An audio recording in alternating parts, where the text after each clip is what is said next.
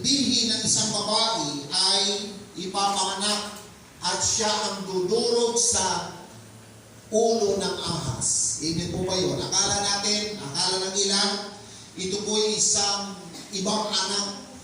Pero ang tinutukoy po dito ay ito mismo ang pagparito ng ating pong Panginoon. So kung atin pong titignan at babasahin ang Isaiah chapter 7 verse 14, yung ipinangako ng Panginoon sa Genesis chapter 3 verse 15 ay muling inulit. Sa 7:14 ng Isaiah, nang sabi dito, dahil dito si Yahweh mismo ang magbibigay sa inyo ng palatandaan. Maglilihi ang isang dalaga at magsisilang ng isang sanggol na lalaki at tatawagin sa pangalang Emmanuel. Amen. Amen. Na ang ibig sabihin ng Emmanuel, kung ating pong pag-aaralan, at alam na rin natin ito na ipahayag na, God is with us. Ang Diyos ay nasa atin o sumasa atin. Amen. Sino po ang sineselebrate ang pagiging mananampalataya na dahil sa Panginoong Hesus na lumapit ang Diyos sa bawat buhay natin na mga tayo po ay makasalanan. Amen po ba? Amen? So, next verse po, Isaiah chapter 9 verse 6. Ito yung madalas nating itinuturo at ay inaalala na yung ipinangakong anak ng babae na inulit sa Isaiah 7:14 at muling inulit sa 9:6 ng Isaiah. Ang tinutukoy po nito ay wala nang iba, ang ating Panginoon. Amen. Amen ba? Sabi dito sa verse 6, sapagkat isinilang ang isang sanggol na lalaki para sa atin. Ibibigay sa kanya ang pamamahala at siya ay tatawagin kamangha-manghang tagapayo, makapangyarihang Diyos, walang hanggang Ama, at prinsipe ng kapayapaan. Ngayon, ang tanong, sinong tinutukoy dito ay ang anak ng Diyos. Hindi po ba yun? Okay, balik tayo sa ating notes. Yung bridging the cross na sinasabi,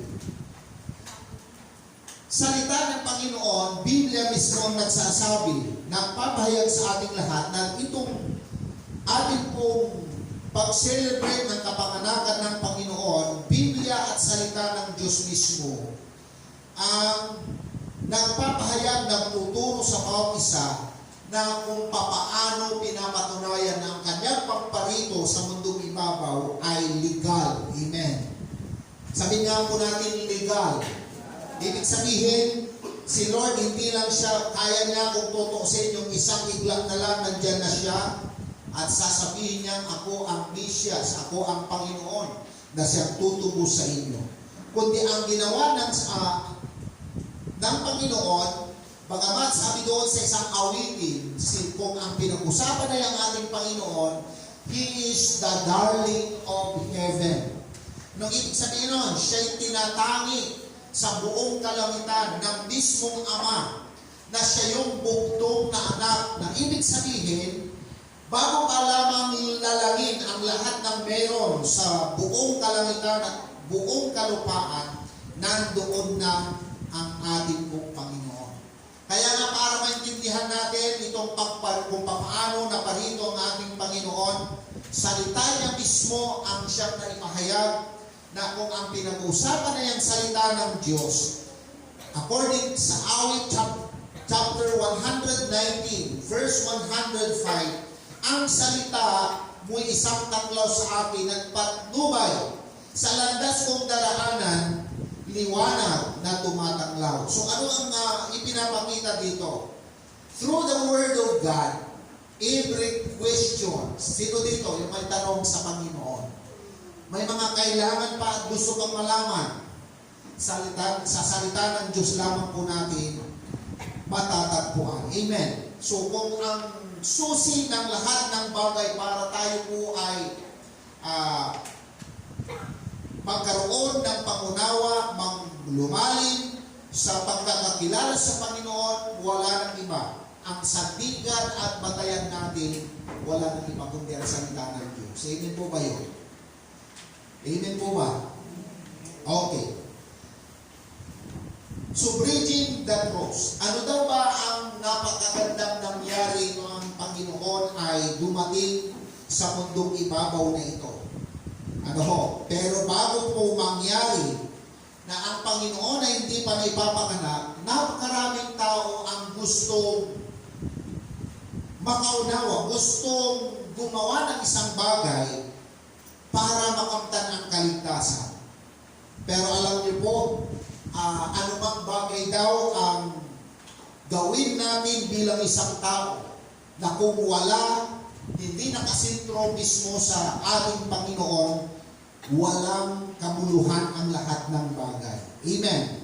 Gaya na lang po ng isang tao ay ganun naman ang nature ng tao. Sa simula pa, maging sa panahon ng mga lumang tipan ng mga mananampalataya, mula pa daw doon ang tao ay gumawa sila ng samot-saring kaparaanan para maiwasan, matakasan ang kahirapan patungo sa karangyaan ng buhay.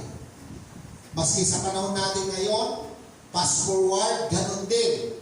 Sa ayaw at sa gusto po natin, naghahangad tayo na yung present time natin na naghihikaos, dumadaing, may mga ganon na pag-iisip tayo na hanggat maaari hindi tayo dapat manatili sa buhay na nararanasan ang kahirapan.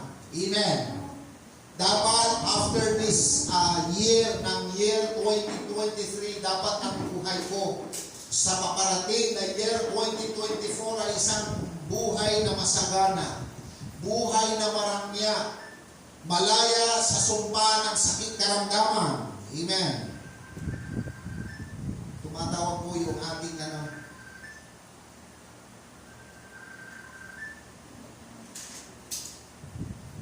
mamaya na po, i-check ko na lang po. So, ganun po ang design ng marami na hanggat maaari yung hindi kaaya-ayang sitwasyon. Baka naman, Lord, pwedeng mangyari na sa susunod na mga panahon ay hindi na po ako ganito.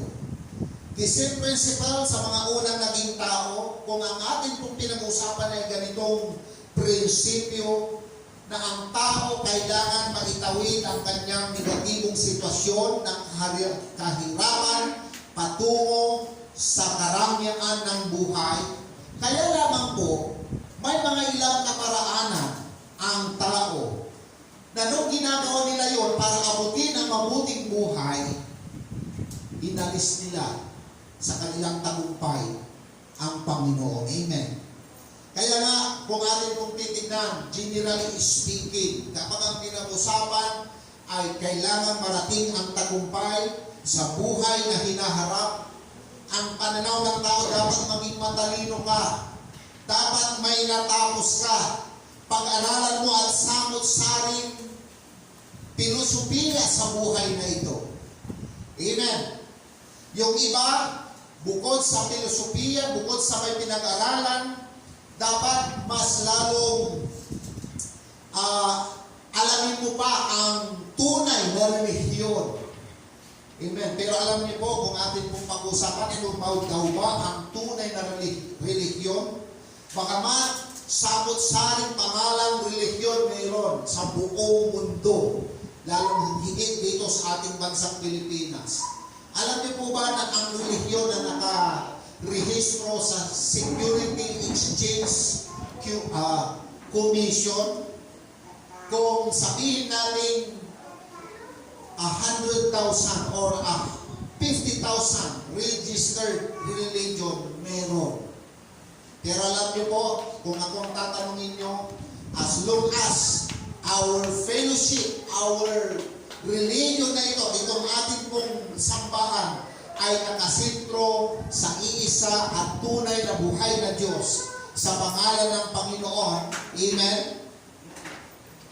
Maaring sabihin natin, maaring through religion, pwede tayong matulungan marating maabot yung ating pong hinahangad na buhay sa hinaharap. Pero sabi ng Panginoon, kung ibabasa sa salita ng Diyos, bagamat gawin natin magpakadalubhasa, amen, isipin kung ano, umanib sa kung ano ang tunay na relihiyon,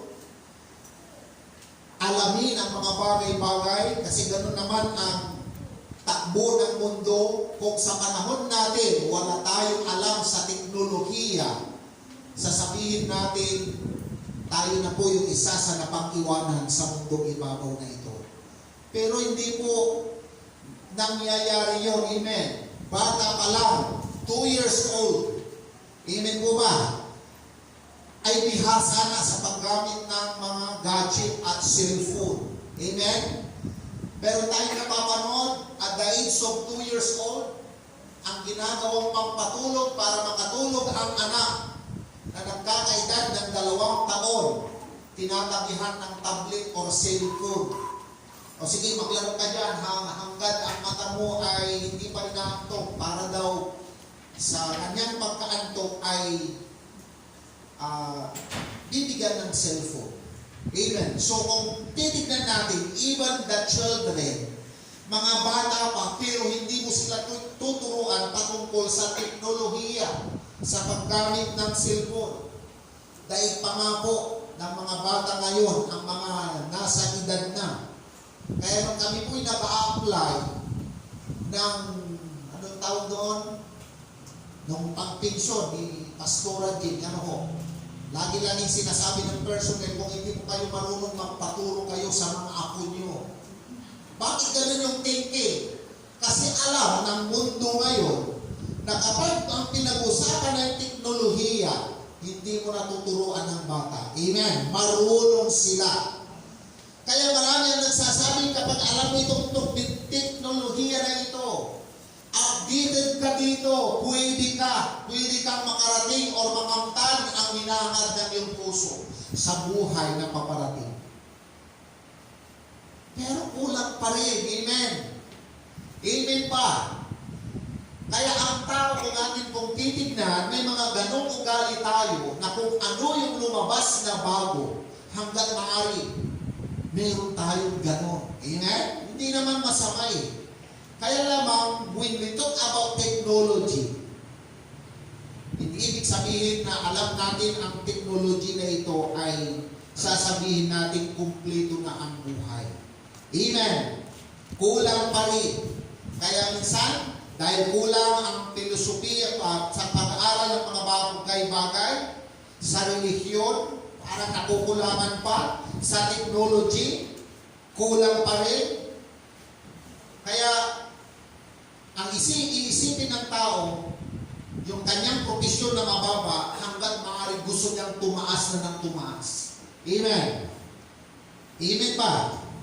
Magkaroon ng magandang profession, magandang posisyon, pero kulang pa rin. Kaya sabi niya, nasubukan na niyang lahat, pero siguro itong pinakahuli, para ako ay mapagpapala, gagawa ako ng kung anong alam kong tama sa tingin ng Diyos at sa tingin ng tao. Amen. Pero kulang pa rin. Kaya sabi ng Kawikaan chapter 14 verse 12, may daang matuwid sa tingin ng tao, ngunit kapahamakan ang dulo nito. Kung ganon ang sinasabi ng kawikaan ito, ano yung dapat daw natin gawin bilang isang mananampalataya na para makaalis sa anumang ayaw nating sitwasyon para makarating sa patutunguhan na magandang buhay. Kaya nga po, kung atin pong babalikan ang pagtuturo ng salita ng Diyos, mayroon pong naihayag o nasabi o sinasabi ng John chapter 14 verse 6 na alam na po natin ito na bagamat matagal na tayong mananampalataya, alam na natin yan. Ano daw ba ang sinasabi ng John 14:6 or 1:14-6? Memorize na natin yon. Sumagot si Jesus, ako ang daan, ang katotohanan at ang buhay. Walang makakaparoon o makakapunta sa Ama kung hindi sa pamamagitan ko. So kung titignan natin, bridging the cross, ibig sabihin nun, ang susi para makatawid sa dating pamumuhay patungo sa bagong buhay, wala ng ibang daan o kaparaanan. Si Lord lang. Amen. Kaya nga, may mga ilan na sa atin na nakarating na sa iba't ibang bansa, ang isa sa pinaka-requirements para ka makapunta doon, kahit may pambayad ka ng ticket mo, kung wala kang passport, hindi ka padadaanin. Amen. Sa buhay mananampalataya, ang pinaka-passport natin, ano? Anong passport meron tayo para makarating? Sa buhay na gusto nating marating, magandang sitwasyon na gusto nating makamtan, wala nang iba ang mismong ating Panginoon. Yung dito sa buhay na ito, patungo sa buhay na walang hanggan, kung wala tayong passport, wala si Lord sa buhay natin, walang makakapunta doon. Kaya nasabi dito sumagot si Jesus, ako ang daan, katotohanan at ang buhay. Walang makakapunta sa Ama kung hindi sa pamamagitan ko. Kaya ngayon, yung pilosopiya, relihiyon, technology, profession, position, and good works, kapag ang pinag-usapan ay ang buhay na tayong lahat ay hahantong sa langit, wala nang pinakaibang passport doon, si Lord. Amen. Kaya dito ka lang, habang nandito pa po tayo, ito yung talagang sinisiguro. Tinanggap na ba natin talaga ang Panginoon? Bagamat we are all Christians, we are believers. Bakit sa pagtuturo at pag-aaral ito sinisiguro? Kasi akala ng ilan, kahit anak ka ng pastor, ligtas ka na. Hindi po. Ang kaligtasan ay individual lang. Kaya nga, napakahalaga dito sa atin pong pag-aaral ngayong umaga. Nayamang tayo pong lahat ay tatanggap ng banal na komunyon. Mamaya, So ito po yung pinapaalala ng Panginoon sa atin na siya yung daan patungo sa buhay na walang hanggan. Paano ang tanong, pastor? Ang buhay na walang hanggan, yan lang naman ay bagamat nasa atin na yung assurance or kasiguraduhan. Paano naman po na nandito pa po tayo? Ano yung pinaka assurance na yung buhay natin ay magbabago? Wala nang iba din kundi ang ating mismong Panginoon. Amen po ba yun? Na dito po sa daang patungo sa buhay na maganda at maayos, balikan natin ano daw ba ang ginawa ng Panginoon doon sa cross. Kaya nga itong celebration ng Kapaskuhan, kapanganakan ng ating Panginoon, actually, sa pag-aaral, hindi po talaga December pinanganak si Lord. Amen. Sa original calendar sa Hebrew, yan po ay Tisri 15 at year 0. Yang Tisri 15 at year 0 ay katapat ng October. First week to second week, walang exact date at year 0 din. Amen. At kung atin po ibabase sa book of Matthew, Mark, Luke, John, pinicture nila ano daw ba ang merong nangyari nung matapos ang Panginoon o bago man lang ipanganak ang Panginoon, ano yung senaryo? Ano yung pangyayari? Walang magandang higaan. Lahat ng panuluyang bahay, yung pwede nilang, kasi mga anak na si Virgin Mary, si Mama Mary that time. Yung in-expect nila mayroong aako man lang na kahit isang tahanan, may panganak lang ang Panginoon, wala maski isa.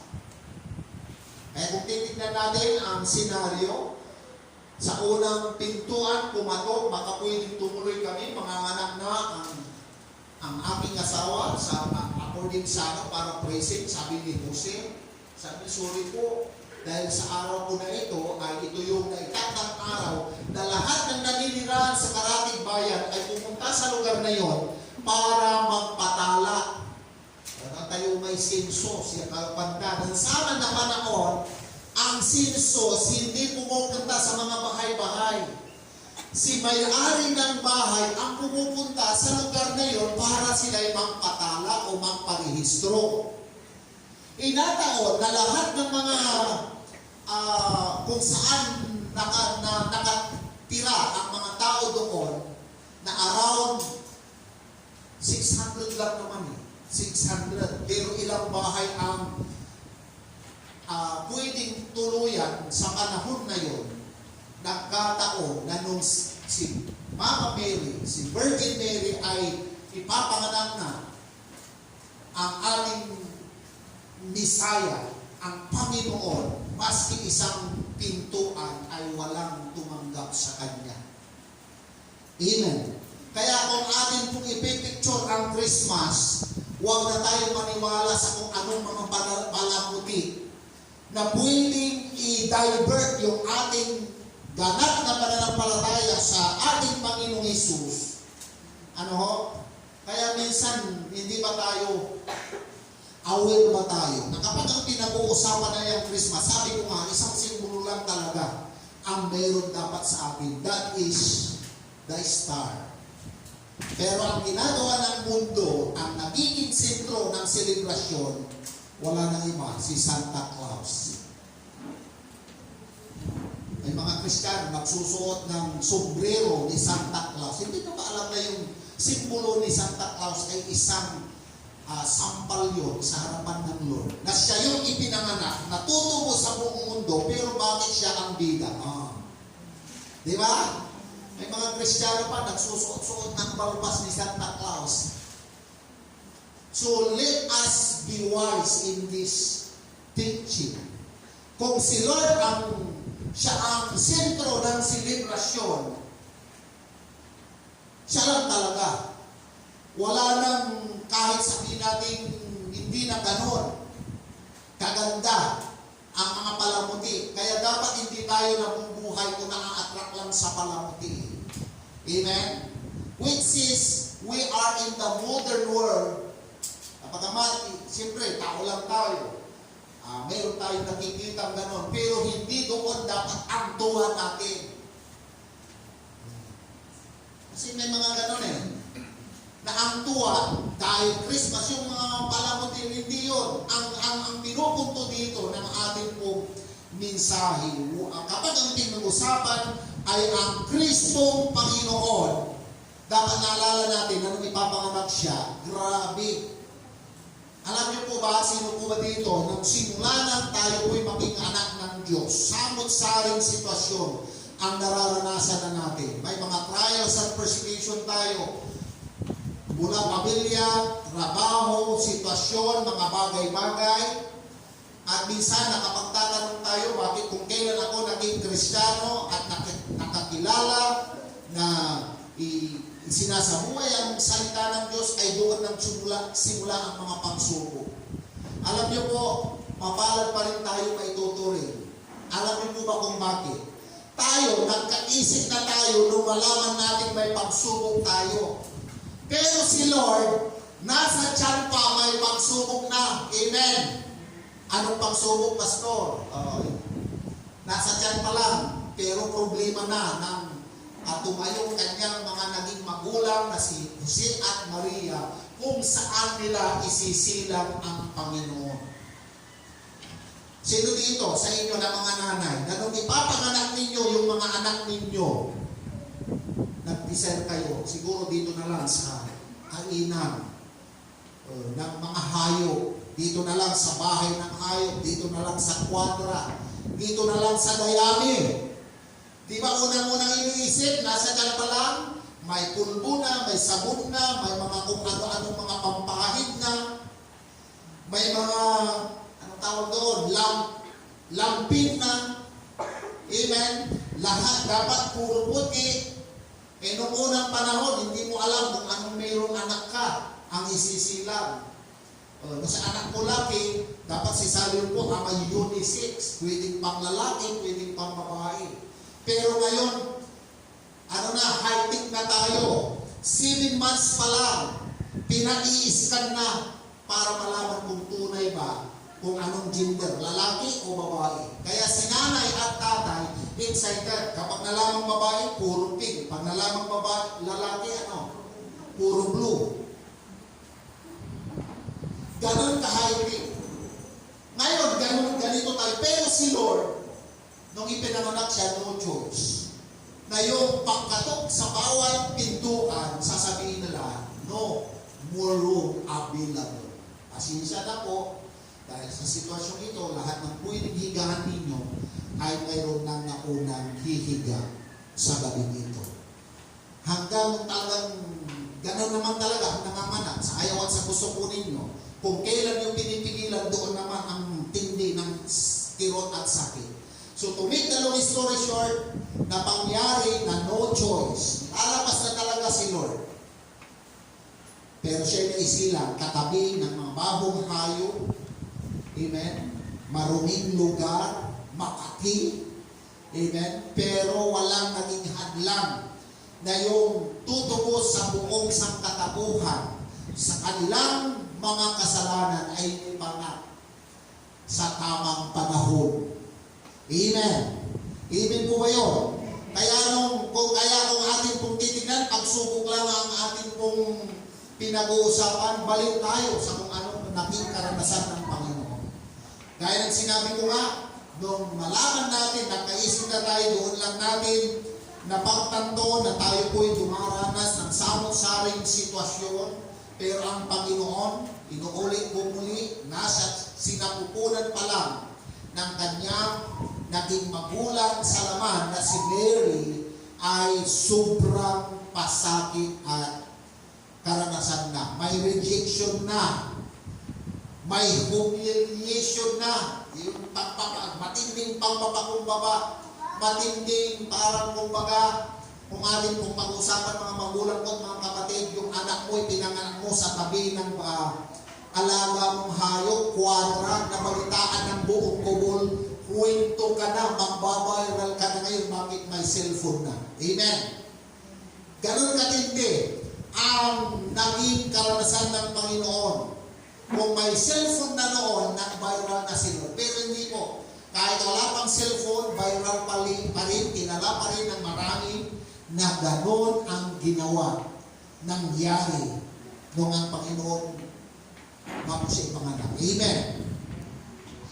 Nung marating na ang ng Panginoon ang edad na talagang yan na yung eksaktong edad na siya'y tutubos sa sa sangkatauhan, sa buong mundo. Kaya nga po may naisulat sa unang Pedro 1:18-20 nang sabi doon, alam ninyo kung ano ang pinantubo sa inyo sa walang kapuluhang pamumuhay na inyong minana sa inyong mga magulang. Ang pinantubos sa inyo ay hindi mga bagay na nasisira o nauubos tulad ng ginto o pilak, kundi sa pamamagitan ng mahalagang dugo ni Kristo. Siya ang kordirong walang bating at kapintasan. Pinili siya ng Diyos sa gawain ito bago pa nilikha ang daigdig at ipinahayag siya alang-alang sa inyo bago sumapit ang katapusan ng panahon. Kaya nga po ang mensahe natin, kung ang pinag-usapan lamang ay pagkakakilala sa Panginoon, balikan natin, ano daw ba ginawa ni Lord? Na siyang dumaloy sa atin, napasa sa atin ang buhay na napakagandang pinlano ni Lord sa simula pa lamang. Doon mayroong magbayad ng ating pagkakasala sa harapan ng Panginoon. Kaya nga po kung titignan mo, kahit anong gawin ng tao na maging mabuti ang buhay, kung hindi naging sentro ang Panginoon, hindi kinikilala ang Panginoon, alam niyo po, failure pa rin. Amen. Kabiguan pa rin. Ngayon, kung ang pinag-uusapan kaligtasan, marami nga tao ngayon, akala gumawa ka ng mabuti para maligtas ka. Pero sa atin, ang mindset natin, una, mayroong nagbayad ng ating pagkakasala na sana tayo mapako sa cross, pero ginawa yun ni Lord para hindi na natin danasin yung kanyang ginawang pagpapakasakit doon sa cross. Ang pinagkaiba natin, tayo na naligtas dahil sa kung ano yung ginawa ni Lord doon sa cross. Kaya tayo nagiging mabuti o gumagawa ng mabuti ay dahil alam na natin, 100% sigurado na tayo na yung ginawa niya doon ay sapat na para tayo magkaroon ng katubusan at kasiguraduhan ng ating kaligtasan. Amen. Amen ba? Pero ang ilan, ganun pa rin ang pananaw. Para mapunta ka sa langit, gumawa ka ng mabuti. Tumulong ka sa mga mahihirap. Amen. Pero ang pinagkaiba sila, kaya sila gumagawa para maligtas. Pero tayo, ligtas na tayo, kaya na tayo gumagawang nagpapatuloy, naglilingkod sa Panginoon. Amen. Alam niyo po ba, yung ganong pananaw, na ang paggawa daw ng mabuti, na wala bang tunay na relasyon sa harapan ng Panginoon, o bilang isang tao, ang paggawa daw ng mabuti ay hinaling tulad sa basahan na marumi. Ni-research ko, kasi nung nag-sharing kami na yung filthy rags, sabi ng Biblia, sa simpleng salita ay maruming basahan. Ang filthy rags, according sa original na pagkakasulat, ang filthy rags po, yung filthy na mula sa salitang Hebrong id. Id. Yan daw ay isang tila na ginagamit ng mga nag-administration. Nagsaman ko ng panahon, nagkapunira yung napkin, kapunira may wings. Ito man, ano yung mga madalas binibili? Mudets, whisper. Yan yung malala ko kung ang whisper, ito man, kung ang wala may kuntisi, siya na na may whisper, napkin po kanto. Balik tayo. Yung parang filthy rags, mga magulang ko at mga kapatid, sa unang panahon, yung mga kadalagahan noon, na walang nabibiling mga napkins, walang mudes, walang whisper, kung ano-ano dyan, ang ginagamit nila ay yung tila na mula sa lumang damit. Yun yung ginagawa nilang pasador ng kanilang buwanang dalaw. Nasong talaya, gamit naman, ibasyo dala. Amen. Ang ibig sabihin pala ng filthy rags, ito yung filthy rags means stained garments na ginamit ng mga dalaga. Amen. Na kapag ginagawa daw ng tao yun yung pagpapakabuti, hindi pa rin nila makakamtan ang kaligtasan, amen, kung doon lang sila babase. Kasi bilang tao, guilty at guilty pa rin tayo kahit gumawa tayo ng mabuti. Amen. Amen ba? Kasi doon tinignan, ipinapakilala ng ating Panginoon na kung ganang atin talaga bilang tao, hindi mapapas atin ang buhay na ipinangako ng Panginoon. Una, buhay na hahantong sa langit, buhay na aayos tayo, buhay na aangat tayo, buhay na marangya, buhay na puno ng kagalingan. Hindi na daw natin yon mararating. Kahit anong gawin natin pagpapakabuti, kasi ang gawang pagpapakabuti, kung doon lang tayo nakasentro, kulang pa rin. Sobrang dumi pa rin kung tutuusin. Amen. Bakit? Alam kasi ng Lord na kung gaano yung buong pagkatao natin. Sino mo ba dito? Simula nung tayo nakaisip, kilala mo na ang sarili mo.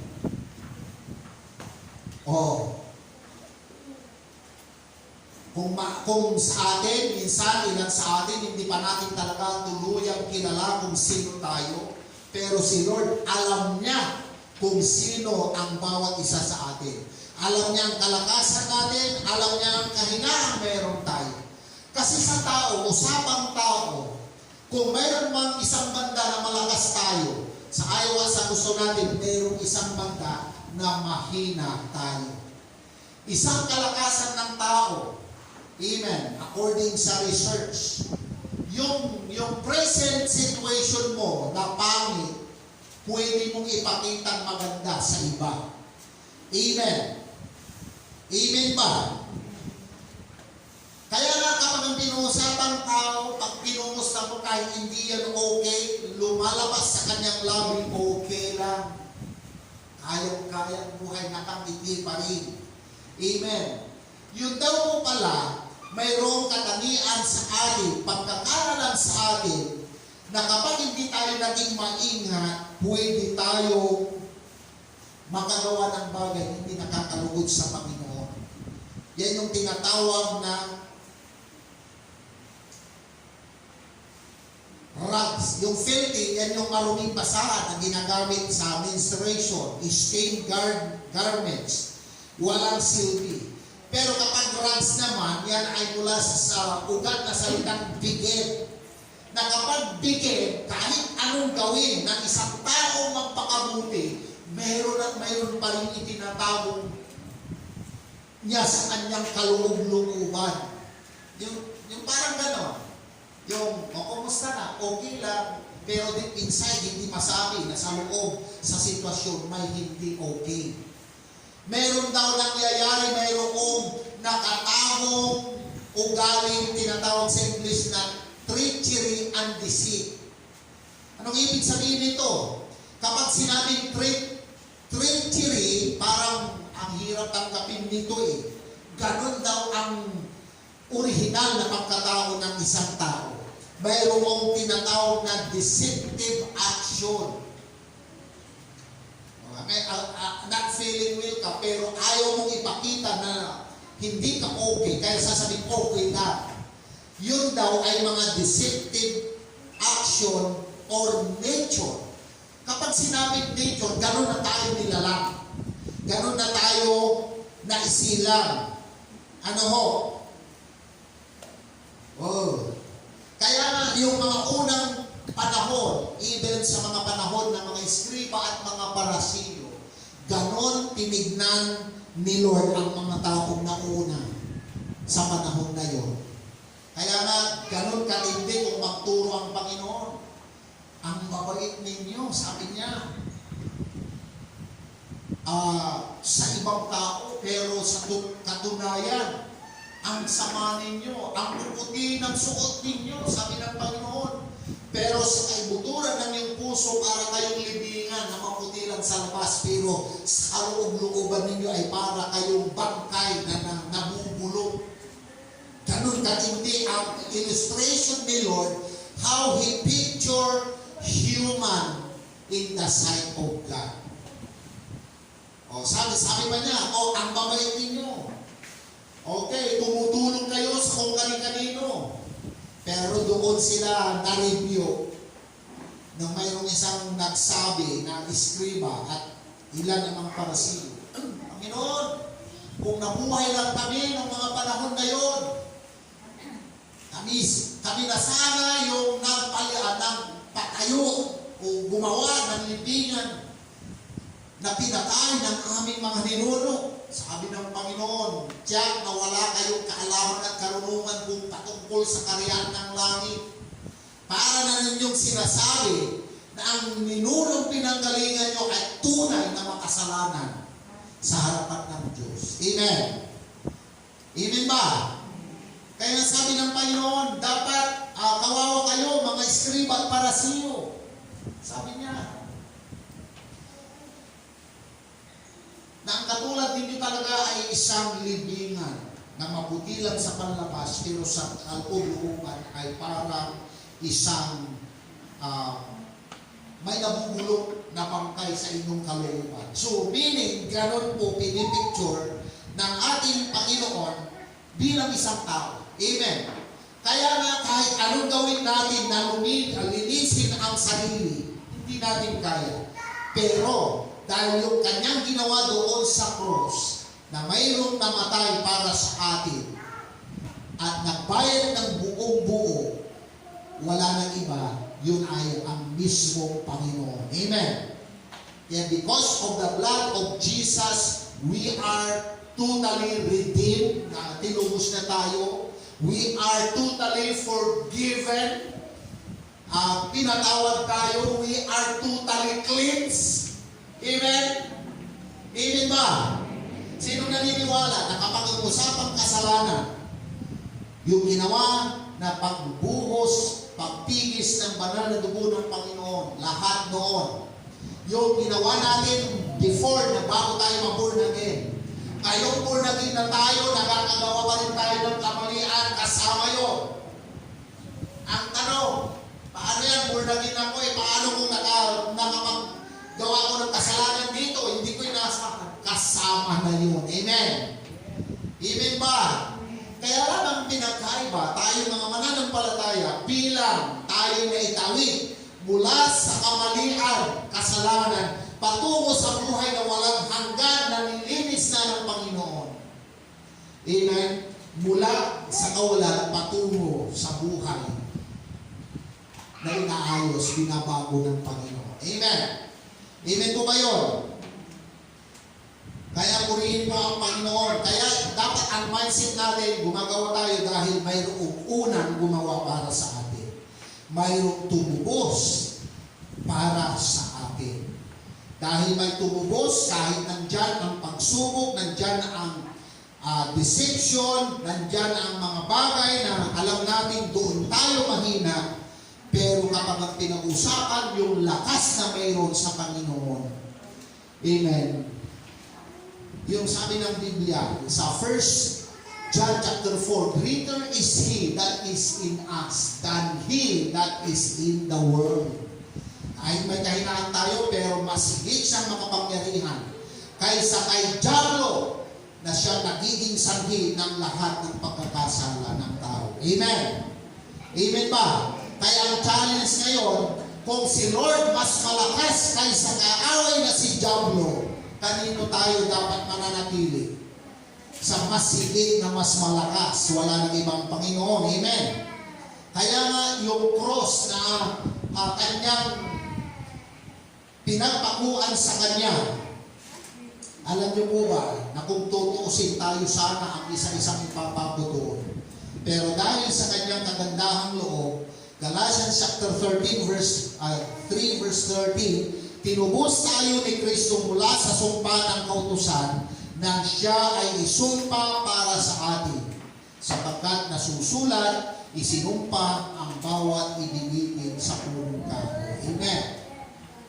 Kaya yung Christ na ating Panginoon, amen, na ipagos sa cross, dahil sa cross, kaya napasa atin naman ang crown. Oh. Sino dito ang naniniwala pagdating ng tamang panahon, lahat ng ating mga pagpapagal, pagkilala, paglilingkod, pasakit sa larangan ng paglilingkod sa Panginoon. Kahit sinusubok tayo ng kapalaran ng sitwasyon, pero hindi pa rin natin ipinagpalit ang ating pananampalataya, pagdepende sa Panginoon. Darating daw ang araw, lahat tayo ay puputungan ng korona ng ating Panginoon. Amen. According sa pag-aaral, alam ninyo ito yon. Sa bawat ating napapatanggap na kaluluwa, bilang ng bato ng ating mga korona. Amen. Ang tanong, ilang bato na kaya ang meron tayong tatanggapin pagdating ng araw? Oh. Kasi sa pageant, makikita mo kapag ang itinutong sa nanalo ay punong-puno ng bato, nakakagalat, nakakatuwa, yung parang proud ka, di ba? Bansang Pilipinas. The Miss Universe goes to Philippines.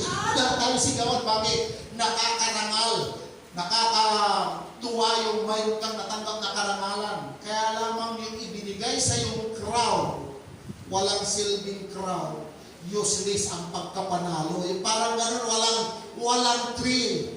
Pero po, pag yung ipinutong ay gold na nga, pero punong-puno pa ng bato ng diamante, ng mamahaling bato, na kapag natapatan ng ilaw na bumabalik yung kaningningan, ay grabe yun. Amen. Pero totoo po yun.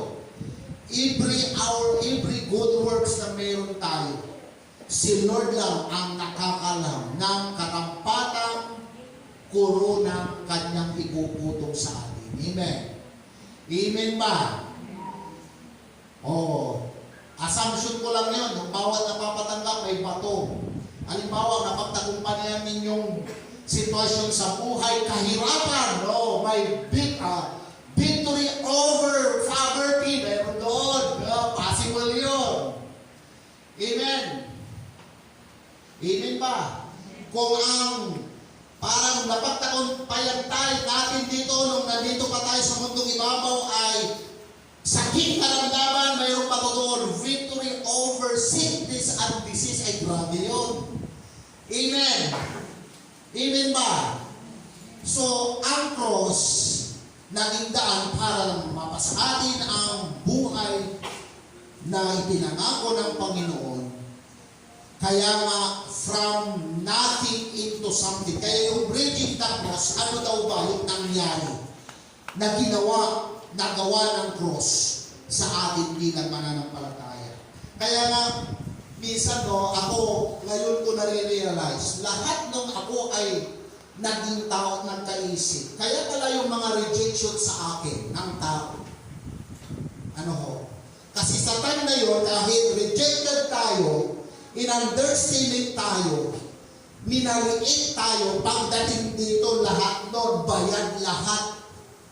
Amen. Ng mga bagay na hindi natin naranasan. Doon kasi sa pagtanggap ng crown, i-mention ng Panginoon isa-isa yung ating mga ginawang pagpapagal. Amen. Kaya nga ang hamon nating lahat, dumaranas man tayo ng samot-saring sitwasyon, pagsubok, sakit, karamdaman, pero pilit pa rin natin ipinaglalaban ang ating mga pananampalataya sa Panginoon. Ito yung isang kalakasang dapat natin salitang kailangang magpalakas sa atin. Hindi daw tayo nag-iisa na mga mananampalataya nakakaranas ng gano'n. Amen. Kaya kung ating pagbabasahin ang unang Korinto 10:13, wala pang pagsubok na dumating sa inyo na hindi nararanasan ng lahat ng tao. Amen. Tapat ang Diyos at hindi niya ipapahintulot na kayo'y subukin ng higit sa inyong makakaya. Kahit may pagsubok pala, parang inaalaw lang ni Lord kasi alam niya, kaya nating pagtagumpayan yon. Hindi tayo pwedeng gabihin ng pagsubok para itigil ang pagkilala at pagsampalataya sa Panginoon. Kaya sabi dito, hindi niya ipapahintulot na kayo subukin ng hindi ninyo makakaya. Inulit ko lang. Sa halip, pagdating ng pagsubok, bibigyan niya kayo ng lakas. Sino nakakaranas ng lakas? At upang mapagtagumpayan iyon. Kaya kung titignan natin, kaya pala kahit ulit-ulit yung sitwasyon na nangyayari, pero kailanman hindi natin pwedeng limitahan kung ano yung kayang gawin ng Lord sa pagsubok na yung ating nararanasan. Amen. Amen. Kaya kung ang pagsubok lang natin ay simpleng pangangailangan lang na pinansyal, He's our Jehovah Jireh. He provides everything we need. Kapag sa karamdaman, He is our Jehovah Shammah, the healer, the surgeon of every creation ni Lord. Amen. Every sons and daughters ni Lord. Amen. Kung mayroon naman tayong problema patungkol sa lupa, wala tayong lawyer, wala tayong talagang magtatanggol sa atin, basta marami yun. Isa sa katangian ni Lord, one of the characteristic ni Lord, He is our banner. Oh, tayo yung siya yung magtatanggol sa atin. Amen. Kaya nga, sa Book of Santiago, chapter 1, verse 12, mapalad ang taong nananatiling tapat sa kabila ng mga pagsubok, sapagkat matapos siyang subukin, tatanggap siya ng gantimpala ng buhay na ipinangako ng Panginoon sa mga umiibig sa Kanya. Sa English po, ginamit po yung crown of glory. Tatanggap siya ng gantimpala. Ang gantimpala tinutukoy dito ay yung crown. Oh. Sinong excited sa crown? Amen. Ako excited ako eh. Kaya lamang hindi pa dapat natin dinidesign yan. At least, hanggat nandito pa po tayo na buhay at malakas, bigyan natin ng rason ng Panginoon na humaba pa yung ating mga buhay dito sa lupa dahil sa isang napakagandang misyon. Amen. Amen ba? Sino po dito? Yan, nasa buhay pananampalatayang mayroon tayo ngayon. Rason kung bakit tayo pinapalakas, pinagpapala dahil dyan sa katotohanan niya. Tinawag tayo ni Lord sa napakaganda at napakalaking pagmimisyon dito sa mundong ibabaw na ito. Amen. Kaya nga, dito, last verse natin, yung sinasabi dito sa bridging cross from death to life. Kaya tayo mga Kristiyano, according sa John chapter 5 verse 24, pagkakatandaan ninyo ang nakikinig sa aking salita at sumasampalataya sa nagsugo sa akin ay may buhay na walang hanggan. Hindi na siya hatulan mula sa kamatayan patungo sa buhay na walang hanggan. Amen. Sino pong nagpapasalamat ngayong umaga? Na yung pagkakakilala, pagkatawag sa atin ng Panginoon, hindi siya na mali na piliin na tayo para kumilala at paglingkuran siya habang tayo nabubuhay. Amen? Kaya ang hamon lamang natin bilang isang mananampalataya, kung yaman rin lang na ganon natin napakinggan, nakilala na siya yung tumawag at pumili sa atin, hindi tayo utusan, hindi tayo tinawag na wala siyang ipapagawa sa atin. Amen. Kaya naway itong paparating, bago man lang po siguro darating ang taon ng year 2024, dapat maging malinaw sa ating lahat na kaya tayo tinawag ni Lord dahil may specific na ipapagawa, specific na lugar na pupuntahin tayo doon ng Panginoon. Kaya nga po dito po sa ating pong pangalan dito sa Jesus, Lord of the Harvest Ministries. Ito yung pinagmumulay-mulayan po. Ang sabi ng Luke chapter 10 verse 12, marami ang aanihin, ngunit kunti ang mag-aani. Humingi kayo ng maraming manggagawa sa may-ari ng bukirin para praising.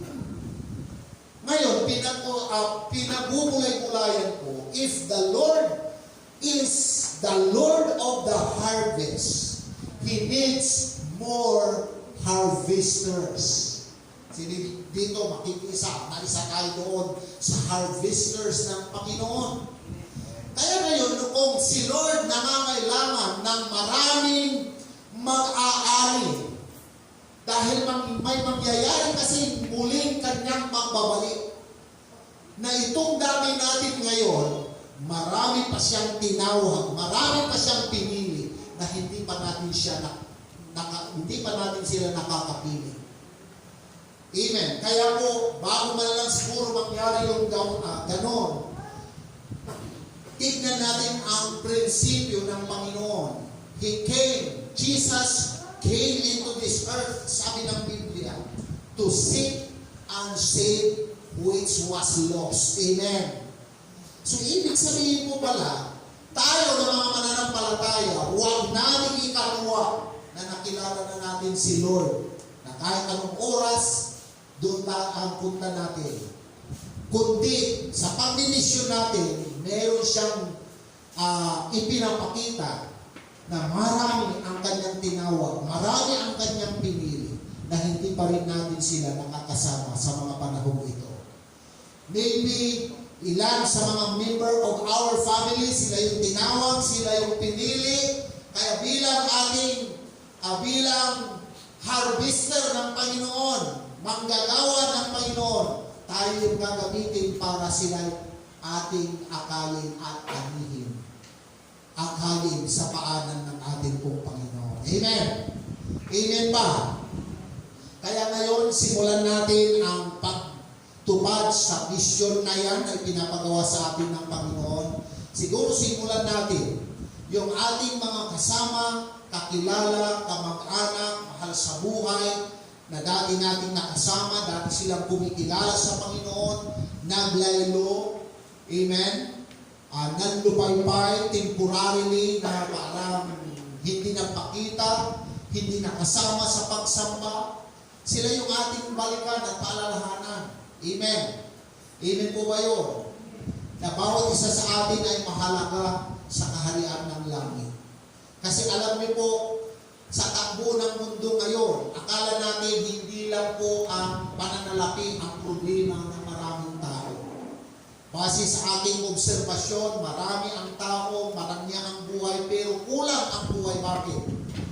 Maaaring sila ay tinawag, sila ay pinili ng Panginoon na kahit anong marating na karangyaan, pero dahil wala silang personal na relasyon sa Panginoon, naghahanap pa rin sila at nagsasabing kulang ang buhay na ito. Amen.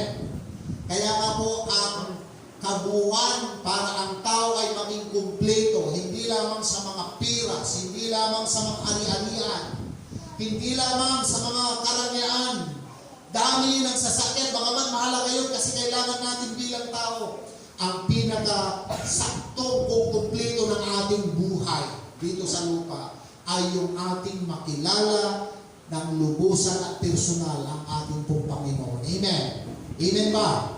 Ang tanong, sino po ang lubusan nakakakilala na sa Panginoon? Oh. Alam niyo po, kung ating pong pag-aaralan yung pagkakakilala daw natin kay Lord. Kung halimbawa ako, 1980, ako, parang gano'n, sabi na lang 1980, pero 1984, grade 2 po ako noon, nung ako po'y nakakilala sa Panginoon hanggang ngayon. Pero alam niyo po, yung pagkakakilala ko kay Lord, na alam kong kilala ko na siya, pero hindi pa gano'n, katindi na kilala ko siya. Alam niyo po ba kung bakit? Kasi mula sa aking pagkabata na nagkaroon ako ng isip hanggang ngayon, nasisiguro ko at nalalaman ko na marami pang kayang gawin ni Lord sa aking buhay at sa buhay niyo. Amen. Amen ba? So, ibig sabihin kung kilala natin si Lord, mas magpapakilala pa siya sa atin ng gusto ngayong oras at sa darating pang mga panahon. Amen. Amen ba? Kaya minsan, ito yung aking kasi ako may hugot ako sa buhay Kapag napag-uusapan ko, nakakausap ko yung ibang tao, na dahil sa karangyaan, dahil sa profession, pero alam niyo, sabi ko, Lord, siguro, kung ako ay ganun din, ganun prinsipyo, ganun ang trabaho, ganun na rin ako. Pero alam niyo po, hindi pa po huli ang lahat. Hindi po sayang ang comfort ng Panginoon. Di bali naman anak, hindi ka naman nagtrabaho ng ganun. Kung nakikita mo na maraming nagmamanifest na blessing, iba't ibang sasakyan, may magandang bahay, yung hagdanan lang daw, yung taong nakausap ko, ay aabot na ng bilyon, hagdanan lang yun. Yung ilaw, 1.2 million, amen, mga ganun. Pero alam niyo po, di bali, hindi ganon ang nagmamanifest. Ang grasya at ang ng Panginoon ay laging sapat sa tapat na pinaglilingkuran ng ating Panginoon. Amen. Amen ba? Kaya sabi ko, Lord, siguro, kasi kung po, talagang puno, talagang linaw ang katawan, kaya ang suportisyon niya, kahagan ko mampilit ng mundo, nang sama niya, sumpang wala na kurso, amen. Pero ang nagwaruwa, yasa yung pamilya mo siya bilang sakyan, lingkod mo, sa ari mo. Antak yang ganong kapure untan, pero walang-walay eksaktong oras. Perfect timing mo. Yaaratan ng nasalikod sa yan bilay. Amen. Kaya kahit wala pang 4 wheels, ang challenge sa akin, mahalin at alagaan ang 3 wheels before ang 4 wheels. Amen. Bago ako magtapos, yung palang motor na binigay sa akin ng Lord, no? Nanimpagawag may wirings to, mali ka ta, pusputo, nando traffic, pindot lang, andar. Nang dinais mo maagi, si Pondo, kuya, balik ka niya, silaw na tricycle niyo. Nung prino ko na so silaw to ba na? Nung yandar mo kung silaw, ay ito ba? Maayos yung kan, ganito, maayos yung. Tan, nalimok, so katumbukan nyo. Sa kanta to, ang katumba kayo, ang kasilaw, ang mamanay nung ito, ang may iprino yun. Isa na umat, abang katukilan. Kaya kahapon, hindi ako talaga mapakali. Siyempre, lagi ako sa Tagupa. Toma, yatwa, ganimba ka tuman, ang imang gingira, malinawa kami. Nung naandara, masila-sila. Nung mampirino, ang susilo to. Katawan, nakasumpata ka ng biyernes, nakasumpata. Ay salamat katawan, nakasumpata ka sa yan abo. Agang kumpaya, yung sakit, ayan agaw ang kukarang manya ko apayo. So pinaayos ko. Segundo sir, kilabat la may malati-lati-lati kinto at switch to tayo kinusalatan tila. Inayos ka, wali-wali. Pindutan ko, onsilaw. Nupaandaron ko na, maganda, masansanting, makapalikit at manayan.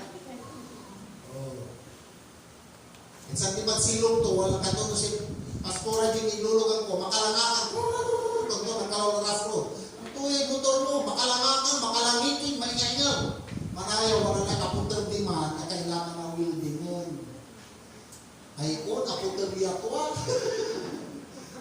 Katulad sa ilulugan ko ang pula, manyugalog na aga manyugayog. Katulad ko sa mga agit, mga kapumandigago nyo, tulungan mo, gaway ulata, lahat kami nangalis, nagdisgrasya kami lang manaya, kwanta. Amen. Supurihin ng Lord, alam ko na sa bawat ating hinihintay na magandang buhay, ito'y lawig na kasalalay sa kung anong ipinangako sa atin ng Panginoon. Maging tapat lang po tayo at maging kagalaan nawa nating lahat na nakilala na natin ang ating Panginoon. Bagaman tayo po'y samot-saring pagsubok ang ating pinagdadaanan, wala may umani, nung gano'n siya galaw-galaw laman, nakino talaga yung purnangin, nakadaupot-uputan lang yung problema, nakadaupot-uputan yung pagsubok.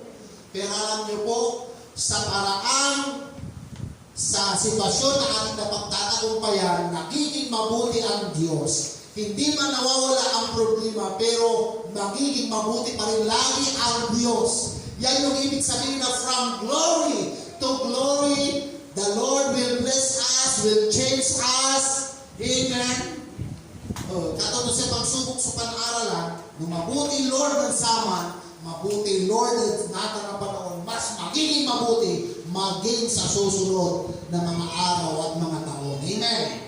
Katunayan, year 2023, kahit ito sa ayaw at sa gusto natin, lilipas, dadaan ang taong ito, anuman ang ating pinagdaanan sa buong taon ng year 2023.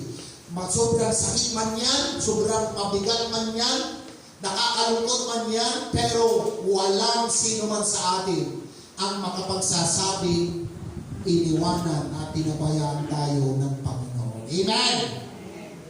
Wala dyan. So, sa kisimba, ang-angay baaw. Akarana sa kabutihan ng Lord. Sa challenge soon niya ay, nusara kunoy anuyaw, manu-manu, agaman tatanong, agaman titipon at kamali. At importantiran amin at mata na sa Diyos. How much more? Kung lahat tayong kumikilala na kahit may pinagdadaanan, may suliranin, ganoon din, mas higit na mahalaga yung buhay ng paglilingkod natin sa Panginoon.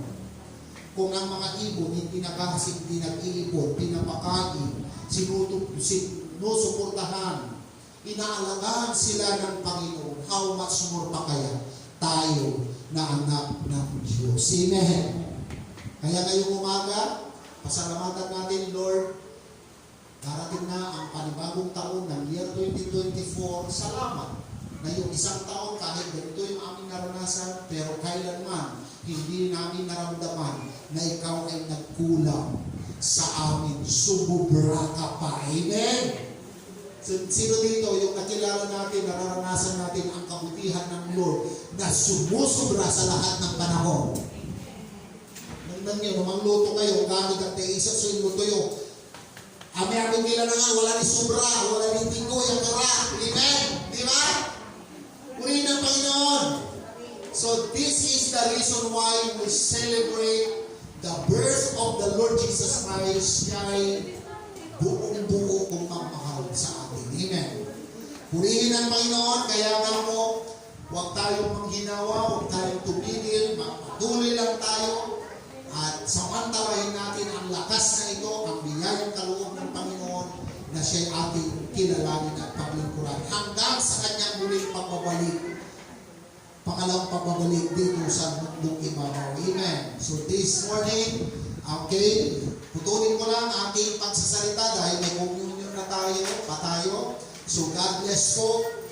Masalami natin tatandaan, tayo'y lubusang minamahal ng ating Panginoon. God bless po and mabuhay ang pangalan ng ating Panginoon. Pinituloy natin po sa ating Panginoon. God bless po.